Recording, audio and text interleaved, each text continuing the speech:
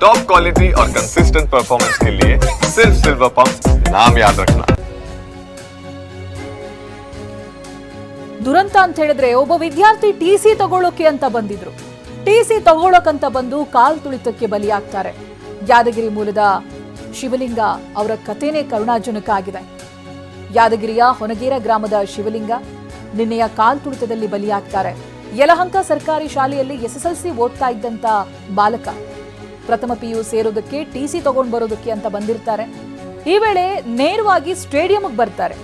Stadium ಬಳಿ ಕಾಲ್ ತುಳಿತಕ್ಕೆ ಶಿವಲಿಂಗ ಮೃತಪಡ್ತಾರೆ. ಯಲಹಂಕದ ಕಣ್ಣೂರಿನಲ್ಲಿ ಕುಟುಂಬ ವಾಸವಾಗಿರುತ್ತೆ. ಮಗನನ್ನ ಕಳೆದುಕೊಂಡಿರುವಂತ ಪೋಷಕರು ಕಂಗಾಲಾಗಿದ್ದಾರೆ. ಎಂತ ದುರಂತ ನೋಡಿ. ಎಸ್ಎಲ್ಸಿ ಮುಗ್ದಿದೆ, ಪಿಯುಸಿ ಜಾಯಿನ್ ಆಗಬೇಕು, ಸ್ಕೂಲ್ನಲ್ಲಿ ಟಿಸಿ ತಗೋಬೇಕು ಅಂತ ಬಂದಿದ್ದಾರೆ. ಅದೇ ಸಂದರ್ಭ ವಿಕ್ಟ್ರಿ ಸೆಲೆಬ್ರೇಷನ್ ಇರೋದು ಗೊತ್ತಿರುತ್ತೆ. ಚಿನ್ನಸ್ವಾಮಿ ಸ್ಟೇಡಿಯಂ ಕಡೆಗೆ ಬರ್ತಾರೆ.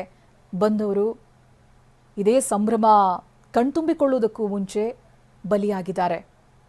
ದೃಶ್ಯದಲ್ಲಿ ಏನ್ ಗಮನಿಸ್ತಾ ಇದ್ದೀರಾ? ಇದೇ ವಿದ್ಯಾರ್ಥಿ ಬೆಂಗಳೂರಿನಲ್ಲಿ ಎಂಜಿನಿಯರಿಂಗ್ ಓದ್ತಾ ಇದ್ದ ಮತ್ತೊಬ್ಬ ವಿದ್ಯಾರ್ಥಿ ಸಾವನ್ನಪ್ಪಿದ್ದಾರೆ. ಬೆಂಗಳೂರಿನ ತಿಪ್ಪಸಂದ್ರ ನಿವಾಸಿ ಚಿನ್ಮಯಿ ಶೆಟ್ಟಿ ಅಂತ ಸಾವನ್ನಪ್ಪಿದ್ದಾರೆ.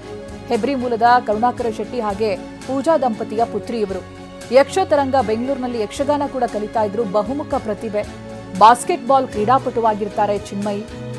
ನಿನ್ನೆ ದಿನ ಸಂಭ್ರಮಕ್ಕೆ ತಾನು ಕೂಡ ಸಾಕ್ಷಿ ಆಗಬೇಕು ಅಂತ ಹೇಳಿ ಕೇಳಿ ಬಾಸ್ಕೆಟ್ ಬಾಲ್ ಪ್ಲೇಯರ್ ಇವರು.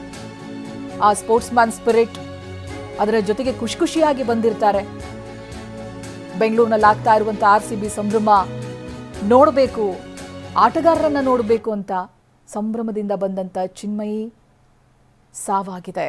ನಿನ್ನೆಯ ಕಾಲ್ ತುಳಿತಕ್ಕೆ ಒಟ್ಟು 11 ಮಂದಿ ಏನು ಬಲಿಯಾಗ್ತಾರೆ. ಅದರಲ್ಲಿ ಚಿನ್ಮಯಿ ಶೆಟ್ಟಿ ಕೂಡ ಒಬ್ರು. ಬಾಸ್ಕೆಟ್ ಬಾಲ್ ಕ್ರೀಡಾಪಟುವಾಗಿದ್ರು, ಯಕ್ಷಗಾನವನ್ನ ಕಲಿತಾ ಇದ್ರು, ಹಾಗೆ ಎಂಜಿನಿಯರಿಂಗ್ ಕೂಡ ಓದ್ತಾ ಇದ್ರು. ಎಲ್ಲವನ್ನೂ ಸಂಭಾಳಿಸ್ತಾ ಇದ್ದಂತ ಪ್ರತಿಭಾವಂತ ವಿದ್ಯಾರ್ಥಿಯವರು. ಇನ್ನು ಚಿಕ್ಕಬಳ್ಳಾಪುರ ಮೂಲದ ಇಬ್ಬರು ದುರಂತದಲ್ಲಿ ಬಲಿಯಾಗಿದ್ದಾರೆ. RCB ಸಂಭ್ರಮ ನೋಡೋಕೆ ಬಂದವರ ದಾರುಣ ಅಂತ್ಯವಾಗಿದೆ. ಗೋಪಲ್ಲ ಗ್ರಾಮದ ಪ್ರಜ್ವಲ್ ಹಾಗೆ ಕುರುಟಹಳ್ಳಿಯ ಶ್ರವಣ್ ಅನ್ನೋ ಇಬ್ರು ಸಾವನ್ನಪ್ಪಿದ್ದಾರೆ. ಬೆಂಗಳೂರಿನ ಖಾಸಗಿ ಕಂಪನಿಯಲ್ಲಿ ಕೆಲಸ ಮಾಡ್ಕೊಂಡಿದ್ರು ಅನ್ನೋದು ಗೊತ್ತಾಗ್ತಾ ಇದೆ ಪ್ರಜ್ವಲ್. ಜೊತೆಗೆ ಬೆಂಗಳೂರಿನಲ್ಲಿ ಡೆಂಟಲ್ ವಿದ್ಯಾರ್ಥಿಯಾಗಿದ್ರು ಶ್ರವಣ್. ಒಬ್ರು ವಿದ್ಯಾಭ್ಯಾಸದಲ್ಲಿದ್ರೆ ಮತ್ತೊಬ್ರು ಕಂಪನಿಯಲ್ಲಿ ಇದಾಗ್ಲೇ ಕೆಲಸ ಮಾಡ್ತಾ ಇದ್ರು, ಜೀವನ ಕಟ್ಟಿಕೊಂಡಿದ್ರು. ಇನ್ನೊಬ್ರು ಜೀವನ ಕಟ್ಟಿಕೊಳ್ಳುವಂತ ಕನಸಿನಲ್ಲಿ ಮುನ್ನಡೀತಾ ಇದ್ರು. ಇಬ್ರು ಕೂಡ ದಾರುಣ ಅಂತ್ಯ ಕಂಡಿದ್ದಾರೆ. RCB ಸಂಭ್ರಮ ನೋಡೋಕೆ ಬಂದವರು ಒಬ್ಬೊಬ್ರು ಬಲಿಯಾದವರ ಕಥೆ ನೋಡಿ, ಅವರ ಹಿನ್ನೆಲೆ ನೋಡಿದ್ರೆ ಕರುಣಾಜನಕವಾಗಿದೆ.